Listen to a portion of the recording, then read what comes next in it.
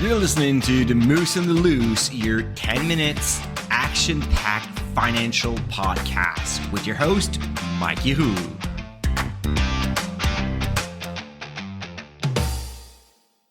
Hey, what's up, Mike Moose? Mike from The Moose and the Loose. I hope you're doing well on this Wednesday. Today, we're going to talk about the 6 most important questions you must answer before retiring. And this is one thing that struck me when I was a financial planner is too often people start thinking about retirement in their 50s. Like it's getting close, it's getting obvious, and then boom, we have to talk about retirement. We have to make a plan. And it's not too late. It's definitely not too late. It's actually never too late. But there are so many things that you can do if you start early on at like the age of like 30. Ironically, I remember like one of my clients. She came in my office. She was like 27, pharmacist. And then she's like, "Oh, I'm late. I'm late for my plan. I don't have like any plan. I'm just like putting aside an RSP and that's it. I'm maximizing my contribution." I'm like, "Well, you're like one of the youngest clients that I have that is thinking about having a plan." I know having a plan is boring, but if you go step by step and you can answer those 6 questions, then you have a very solid plan. So of course, the first one that is like more obvious for everyone is, do I have enough to retire? And I've seen so many videos, articles, like all of those things with like a magical number or a magical age. But the real answer is it depends. It depends on your lifestyle. It depends on what you want. It depends on your financial situation. It depends on so many factors that, yes, you could retire on $500,000, but you could also retire on a like $1.5 million. And the difference is the retirement will just be like not exactly the same. And that's it. I mean, you're going to just spend your money differently, and that's pretty much it. But you need to know if you have enough, and you need to know like what is your budget. Like you need to have like an idea of like what do you want to do at retirement. That is like super important, because if you want to travel the world and go on cruises and spend a lot of money on like, I don't know, being a member at a golf club that costs like $10,000 a year. I mean, those are like great dreams, but they're expensive, right? You want to drive a sports car. I don't know. You want to pay a house to your children, or at least help them with a down payment, because paying a house could be probably like too generous. But you need to factor those in, and you need to know if you can afford those things. So making the financial projections is, of course, the only way you'll be able to answer that question. Once you have that plan done, you have like the first layer. It's time to dig a little bit further. It's time to optimize everything and see maybe you can have like a better retirement. So the other question that you should ask yourself is like, how much fees am I paying, and how can I decrease those fees? So depending again on your investment strategy, on your investment style, your knowledge, the time that you're willing to invest to manage your portfolio, but there are ways to drop down those fees to a minimum. And this is something that is like super important. We're going to actually talk about the answers to those 6 questions, and I'm going to give you more information about how to minimize fees and other answers that I'm going to talk about today at my webinar tomorrow at retirementloop.ca/webinar. We have more than 1,300 people that sign up now. It's going to be crazy. Like the first 500 can go see the live event. The rest of it, you're going to receive the replay. So retirementloop.ca/webinar, and you register there. It's 100% free, and you're going to get the show notes and everything over there. The third question is how to pay less taxes. And this one is like, it's kind of like an obsession, but I get it. I'm Canadian too. I hate paying taxes. And if there's one thing that is for sure is we are so much taxed in Canada.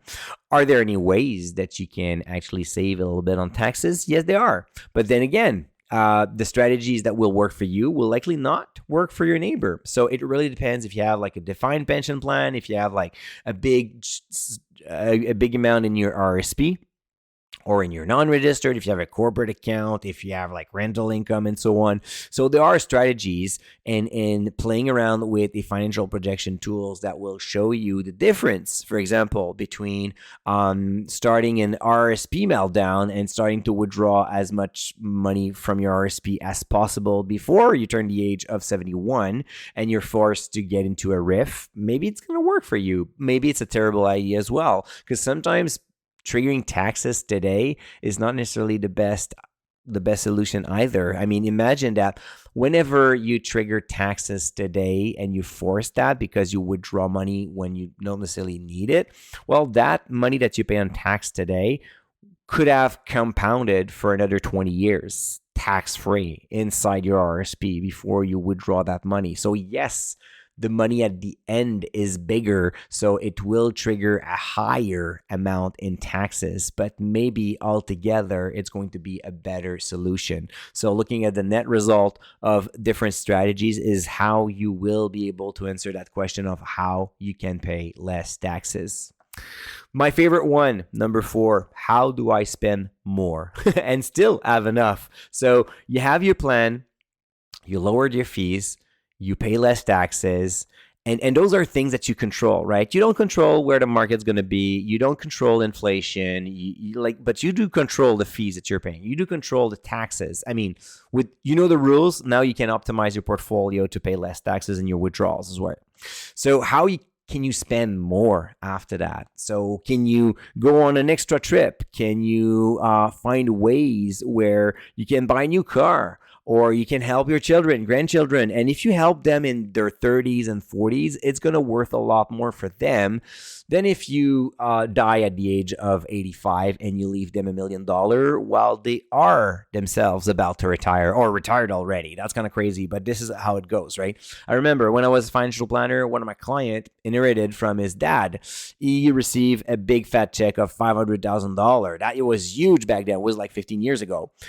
The problem was my client was 67, so he was already retired and he had a good life and he had enough money on the side. So getting that extra income, I mean, that was okay, but that didn't change his life at all. If he had that money maybe in his 30s or 40s, well, and even if it's a smaller amount, obviously, that could have helped him. So running those projections, again, trying to find ways to see if you can trigger a little bit more expenses in your first years out of retirement. You're going to enjoy it a little bit more. It's going to help you also shift into the right mindset of it's okay to withdraw money. I mean, you work for that. That was the whole purpose. You made sacrifices so you can actually enjoy retirement at one point. So might as well do it, right? Number 5, what happened if there is a market crash? And that one is crazy because it's super important, especially right now. I mean, we are investing right now in a market that doesn't seem to want to crash, right? We're constantly around the all-time high market. Yes, we had some volatility. Even some people called it a bear market. I mean, we're already in positive territories now. So I don't know. I would not call this a bear market. That was like a ton of volatility. Yes.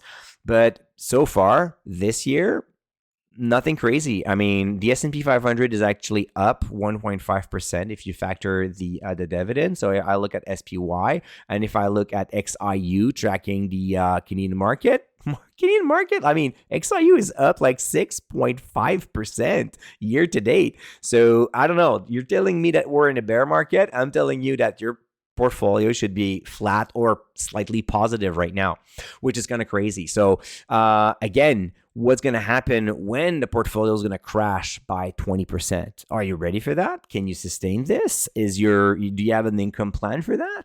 All of those questions needs to be answered way before you retire, and putting those stress tests. And actually, tomorrow we're going to have a webinar on those questions, and I'm going to show you how 3 stress tests that you can do on your spreadsheet to see if you're okay. It's not just about the market crash, and it's not just about a Monte Carlo situation. There are a lot of other things that you should consider to stress test your portfolio, and you're going to learn that at retirementloop.ca/webinar. You don't want to miss this because it's going to be very, very useful if you're about to retire. And finally, the last question is, how do I know I'm doing the right things? How do I know I am okay? You might have a financial plan. You might have like work on fees, work on taxes, stress test your portfolio, yet you still have that question in mind. Why?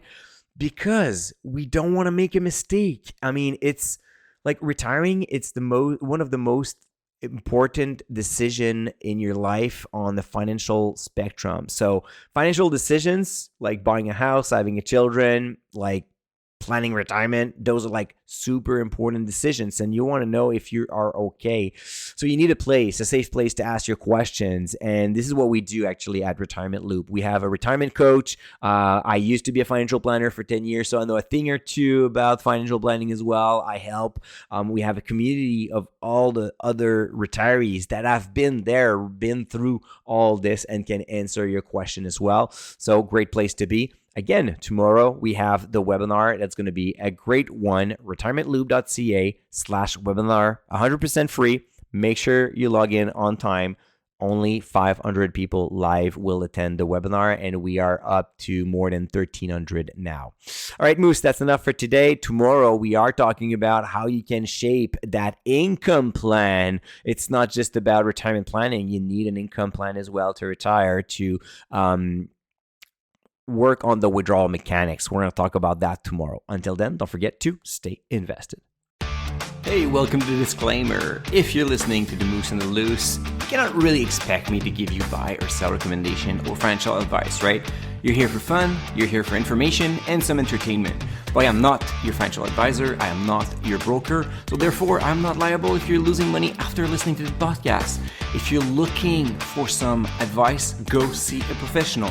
If not, you can enjoy the show and do your due diligence after it.